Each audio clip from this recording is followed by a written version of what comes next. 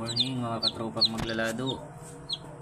Meron tayo ngayong mga bagong pisang sisiw dito. Yan po ay mga galing sa itlog daw ng native. Ayan mga katropa. So itong isa ay dead embryo na siya. Nilalanggam na. So ilalabas ko na ito at baka bumaho itong aking incubator. So yun, mga kasama niya mga sisiw na yan. Itong mga wala itong similya lahat. Pito. Ito naman mga brown eggs ay doon sa cottage shell ko. Lahat walang similya.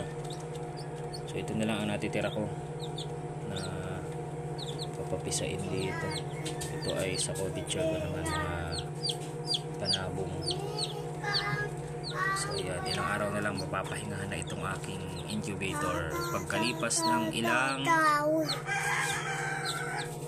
buwan na walang humpay ng salam.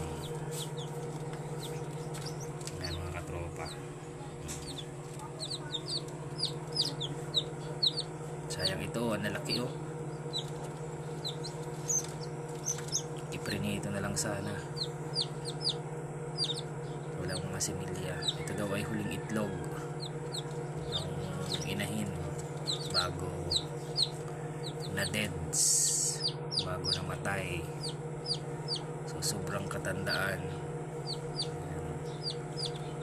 Ang inahin po nito ay heritage chicken, Rhode Island Red. So yun lang mga katropang maglalado. Happy farming. God bless you all. Bye-bye.